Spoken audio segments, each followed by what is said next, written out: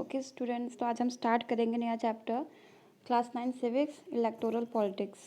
तो first of all elections क्या होते हैं? ये एक तरीका है जिससे हम अपने रिप्रेजेंटेटिव्स को इलेक्ट कर सकते हैं। So elections are a democratic way of selecting representatives. Democracy ensures the rights of people representative at regular interval of time. तो हमारी जो डेमोक्रेसी हमें इस चीज़ की पूरी श्योरिटी देती है, प्रोवाइड करती है कि हम पर्टिकुलर इंटरवल टाइम पीरियड में अपने रिप्रेजेंटेटिव को चूज़ करें। दे इंश्योर इलेक्शन इंश्योर करते हैं कि that the representative rule as per the wish of the people, कि जो भी हम रिप्रेजेंटेटिव्स को इलेक्ट कर रहे हैं वो हमारे विश के अकॉर्डिंग ही वर्क करें।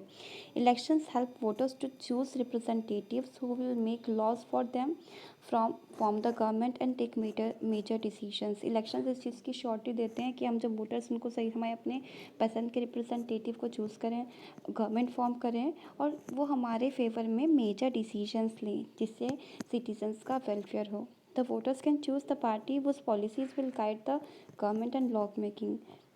वोटर्स यही कोशिश करेगी वो ऐसी पॉलिटिकल पार्टी को चूज़ करे कि वो हमारी गवर्नमेंट को और लॉ मेकिंग प्रोसेस को सही से गाइड कर सके। The selection is a mechanism by which people can choose the representative at regular interval and change them if they wish to. तो हम ये सिंपल सी बात कह सकते हैं, ओवरऑल इलेक्शन एक तरीका है जिससे हम अपने रिप्रेजेंटेटिव चूज़ करें हमारे लिए, और वो रिप्रेजेंटेटिव हमारे लिए रूल्स एंड रेगुलेशन बनाए, हमारे वेलफेयर के लिए डिसीजंस लें। अब ऐसी कौन कौन सी बातें हैं जो इलेक्शंस को डेमोक्रेटिक बताती हैं?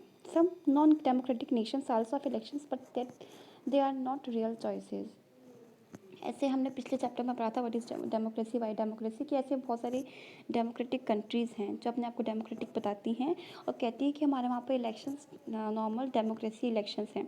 फॉर एग्जांपल इन पाकिस्तान और इन चाइना, देखो चाइना में क्या है, एक ही कम्युनिस्ट पार्टी है, वहाँ पर कोई बहुत सारी हमारे वहाँ के लोगों के पास ऑप्शन ही नहीं है, so they have to choose only Chinese Communist Party. और जो पाकिस्तान में वहाँ पर कहते हैं कि yes we are have a democracy, but वहाँ पर रेफरेंडम के थ्रू लीडर्स चूज़ किए जाते हैं। सो वो ऐसे दिखाते हैं कि yes we have a democratic election, but real में ऐसा नहीं होता। अब कौन कौन सी चीज़ें इलेक्शंस को डेमोक्रेटिक बनाती है? Everyone should be able to choose, everyone should have one vote, everyone should have equal value, adult universal adult franchise. तो हम कहें कि हर किसी के पास एक पूरा हक हो कि हाँ हम वोट दे सकते हैं, हमारे पास राइट है, हमारे पास खुद का एक का, चाहे मैं लड़की हूँ लड़का हूँ, मेरे पास एक राइट है कि मेरा वोट एक ही काउंट होगा और मैं एक पर्टिकुलर एज के बाद वोट दे सकता हूँ। तो इस चीज़ को हम क्या बोलेंगे? Universal adult franchise. There should be parties and candidate to choose from, freedom to contest election, wide choice of people.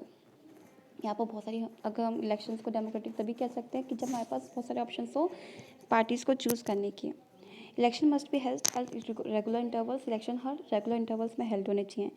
Candidate preferred by the people should be elected, और वही जो कैंडिडेट जो लोग जिसको ज़्यादा वोट करते हैं वही लीडर बनना चाहिए, कोई भी वहाँ पर फॉल्स चीज़ें नहीं होनी चाहिए।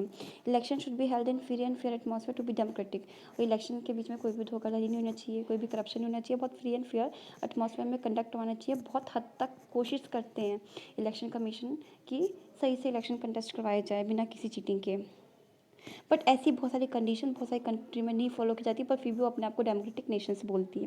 तो ये आपकी लास्ट लाइन बोल रही है कि these conditions are not followed in many countries, so many countries, but still they call them as a democratic nations. Okay, तो अगर आपसे क्वेश्चन पूछा जाता है कि what makes an election democratic, आप बता सकते हो तो कौन कौन सी चीज़ें कि एक इलेक्शन को डेमोक्रेटिक बताती हैं? अब देखो, कुछ ये जो पॉलिटिकल कॉम्पिटिशन्स होते हैं, जो इलेक्शंस होते हैं, कुछ उनके कुछ अच्छे पॉइंट्स भी होंगे और उनके कुछ नेगेटिव पॉइंट्स भी होंगे। तो अब हम इनके पहले डीमेरिट्स पढ़ते हैं। In the name of party politics many unwanted practices are followed. कितना भी हम सेफ्टी एंड सिक्योरिटी रखें, पर फिर भी पार्टी पॉलिटिक्स के नाम पे बहुत ज़्यादा अनवांटेड प्रैक्टिसेस फॉलोड की जाती हैं। हर पॉलिटिकल पार्टी चाहती है कि हम जीत, तो अपने जीतने के लिए वो बहुत सारे ऐसे माल प्रैक्टिसेस करती हैं। Create a sense of disunity, और कहीं ना कहीं ये कंट्री के अंदर सेंस क्रिएट करती है किसकी? डिसयूनिटी की। एकता को अनेकता में बदलने की कोशिश की जाती है इन चीज़ों से। Parties level allegations put against each other of using dirty tricks to win elections. और हमने बहुत बार टेलीविजन्स में देखा है कि बहुत सारी डिफरेंट पार्टीज़ अपने आप को अच्छा साबित करने के लिए दूसरी पॉलिटिकल पार्टीज़ पे कीचड़ उठाती है। तो यही बात है कि पॉलिटिकल पार्टीज़ जो होती है एक दूसरे के ऊपर गलत एलिगेशन डालती हैं, ये डर्टी ट्रिक है ताकि वो इलेक्शन जीत सके।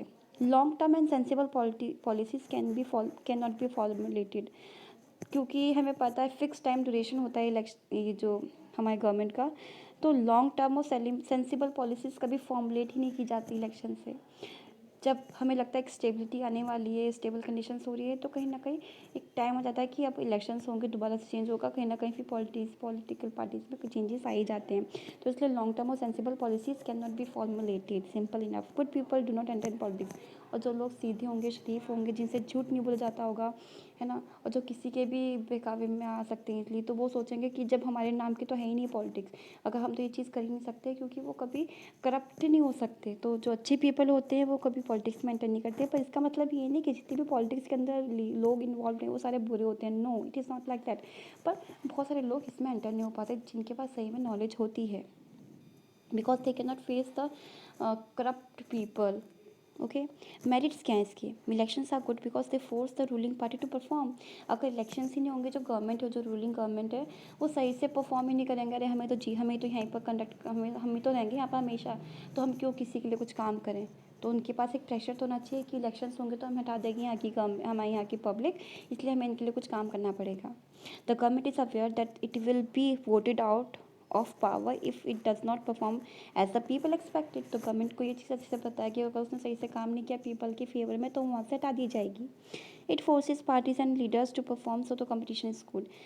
ये फोर्स करती है इलेक्शंस की पार्टीज और पॉलिटिकल पार्टीज को कि सही से काम करे, तो कंपटीशन अच्छा है, हेल्दी कंपटीशन अच्छा है, पर unhealthy competition is not good. Political competitions may cause divisions and some ugliness, but it finally helps to force political parties and leader to serve the people. ऐसा कहा जाता है कि पॉलिटिकल डिविजन्स कहीं ना कहीं अगलीनेस शो करता है, बट लास्ट कहीं ना कहीं it helps the political parties and leaders to serve the people of the country. So this is first topic, elections, what makes election democratic, political competition, merits and demands. Okay students.